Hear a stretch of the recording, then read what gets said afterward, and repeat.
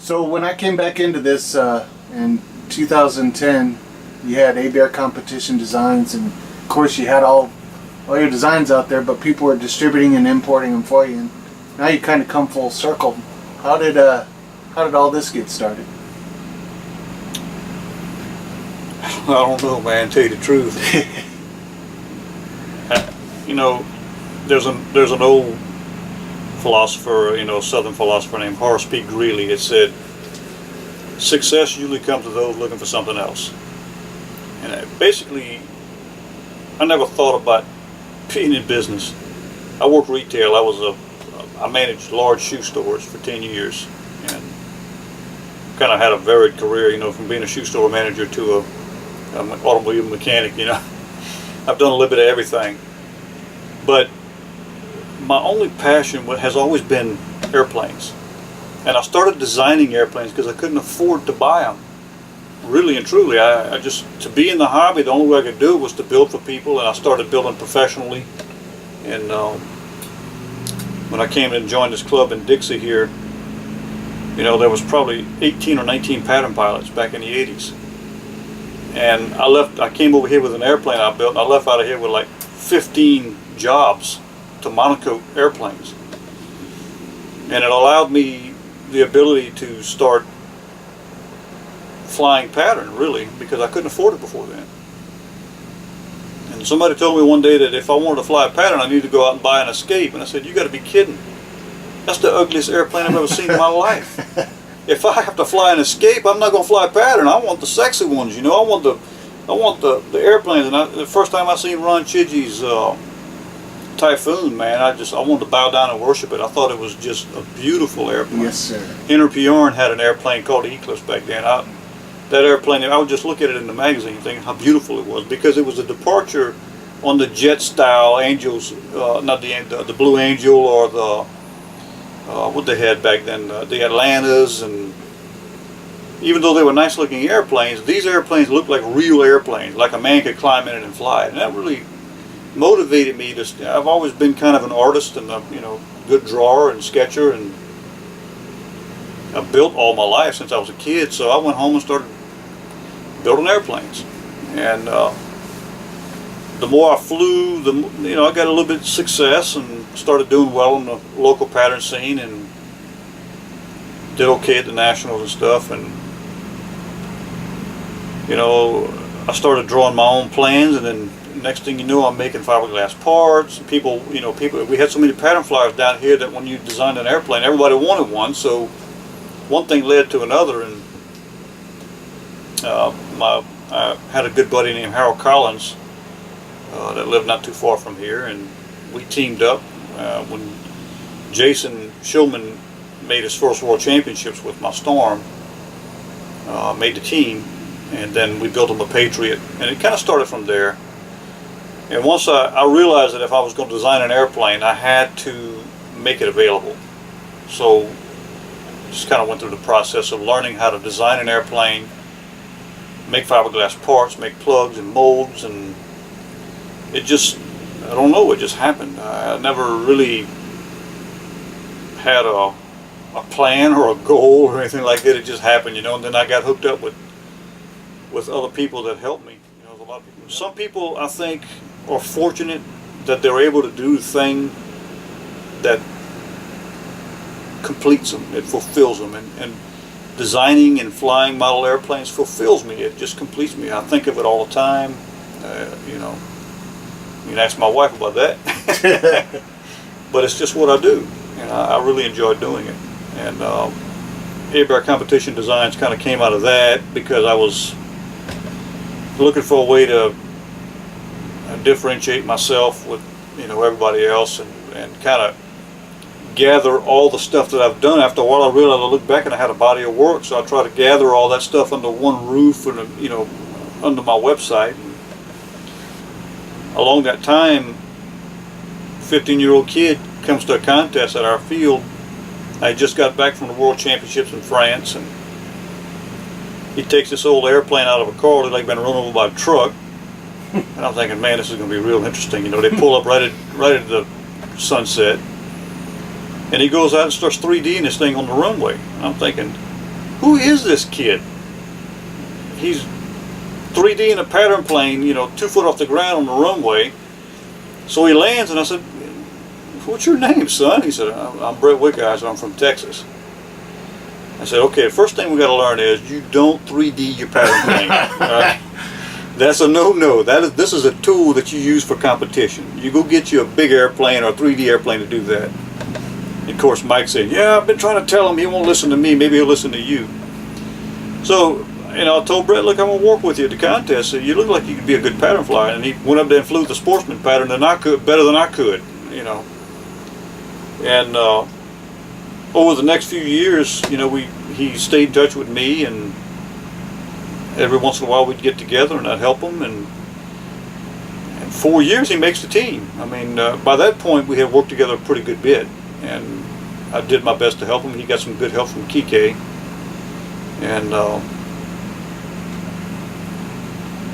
it took a while for Brett to come around. There's so much information out there, you don't know who to believe. And I just chipped away at him, eventually. And I told him up front, I said, "If I ever tell you anything that turns out to be not true, stop listening to me. Go find somebody else to coach you." Yeah. And fortunately, he thought everything I told him was true. He had good success with my knowledge and his skills, and he's going to be somebody I think that can further the things that I've done as far as setup and trimming and the coaching and all that stuff. He'll be able to take that to the next level. Yeah. It's like I think it's like a great guitar teacher finds that perfect student that's better than him, and he just propels him, further. So around Portugal, I said, "Look, I've been on him for a while to design a biplane," and he wasn't interested. He was flying Oxy stuff. He didn't want to get involved with, because all he wanted to do was fly. And I think the World Championships in Portugal kind of taught him a lesson that he needed to stand apart. You need to have your own airplane. You don't go up there with somebody else's airplane and try to finish in the top 5. You have to show that you have an effort, that you put a good effort forth, and you have your own thought, your own logic, your own processes of doing things. And we decided to do a biplane, and of course the Alfarma came out of that. He was very involved in that project with me. By that time he had matured as a pilot, and he's getting up there. He's not 15-year-old anymore. He's 20 years old. Going to college to be an engineer. And then my wife came up with diabetes of all things, and lost her eyesight, lost her job. And I was sitting around on the couch one day and thinking, I got to find a way to make some extra money, Mm-hmm. And I guess it's time to start selling airplanes. It was something I avoided like the plague, because I knew as soon as I started doing it, it would no longer be a hobby, it would be a job. Right. And I would be bound to it. And when you start taking people's money, they hold you to it, Yeah. It's no longer a hobby. So I made a decision at that point that if I was going to do it, I needed to be serious about it. And of course, Brett was all for it. And he actually came up with the name Aero. Basically stands, in his mind, when we met, I was a crazy kid, and he tells a story about me and Nat Pinton arguing about trimming an airplane. He said, "I just sat there in amazement for 2 hours listening to you and Nat going back and forth about trimming. It was so far above my head, but it was fascinating at the same time." And I don't remember any of that, but to him, he's a 15-year-old kid looking at us as, the leaders in our area in the sport. But he kind of tells a story that's, he met this crazy Cajun, and he was just a kid, and that's where CK, Cajun and the Kid, comes from. And he came up with the name himself, and now he's involved. He's an excellent writer, excellent analyst. He's able to put his thoughts together really good. Of course, anybody that's ever read anything I've written knows that I can't. So we kind of complete each other. We both have good things that we do very well, and that's kind of where that came from. And he realized that if we're going to continue with this, that we're going to be serious about it, and start developing airframes together. And kind of where CK Aero comes from, really. Nothing planned at all. It just kind of happened. It just, one thing leads to another, and here we are. Yeah. And we have the first successful kit or airplane from that merger between Brett and I, with his world-class flying experience and my ability to trim and design airplanes. And it's really a good team, and we're both accessible. You can email us. I don't know if you can email Naruki and ask him how to set his airplane up. You can email me and I'll tell you to the degree where to set things up, because that's what we compete with. We fly with it, I know it like the back of my hand. But that's kind of how all that came about. So you and I sat down for a while, and I really wanted to do a new website for you, and you and Harold did a phenomenal job on AbearCompetitionDesigns.com, but seemed like we could do a few other things and add some features, and like we talk about, or you were just talking about, how Brett does such a wonderful job writing, and he's really taken off on the blog for the website. Yeah, made me proud. Done really well with that. Puts out a lot of great information, and got quite a few subscribers to that. So we started this website and got it up and running. Everything's looking pretty good with it. Tell us about, you're very big on customer service. You're very good on being loyal to those who are loyal to you. And even sometimes you're loyal to those that aren't so loyal to you. But you're about helping people. So what is your goal with the website? How are you going to be able to get out the information that you want to get to people through your website and be readily available for them? My ultimate goal is to support my products. I want you, when you buy my airplane, to know as much as I know about it. You might not be able to consume it, you might not be able to appreciate it, but the information is going to be there. So it's basically a dump site for everything that I know. If you buy my airplane, you're going to know exactly where to set the CG. If you call me with a trim problem, I can tell you exactly what to do to fix it, how to measure it, how to overcome the problem. And your words kind of get lost on RCU or any of the other forums. So I realize that if we can keep it all in one place, it's an instant access for anybody who wants to go read anything I've ever written about trimming the airplane or setting an airplane up or anything like that. I went down to Columbia a few years ago. They invited me down there, and man, it was a great trip. And somebody came to me with a binder with everything I had ever written on trimming, laminated. And it kind of stunned me, I didn't know what to say. But I realized, you write things offhand sometimes, and there's no way to gather it up. There's no way to keep the pieces together to go back and say, I told you that, 3 years ago I was telling you that. And, this is a way for me to do that.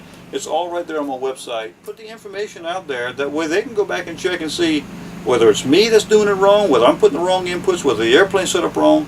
And if you buy my airplane, you have a leg up on that, because now I've given you the perfect setup for the airplane. It's easier to determine where the fault lies, and you can improve faster that way.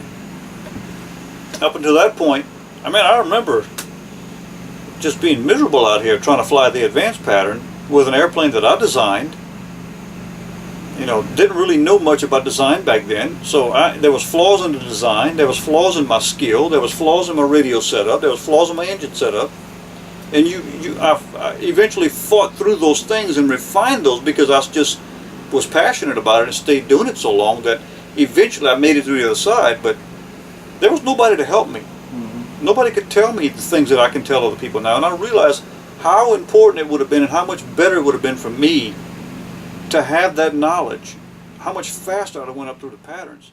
My talent lies in setup and design, and if with Brett's talent is flying, and you put those two together, and now you have a good combination of talent and design and theory, and we refine each other that way, and we make each other better, because he's pushing and I'm pushing, And you know, a lot of times we don't see eye to eye. We fight and argue amongst each other, not fight, but we argue amongst each other about the right approach and everything.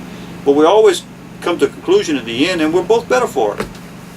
And that's the knowledge you're going to get through the website. You know, it's just not hearsay. It's not what we think or anything like that. It's experience, and we can back it up.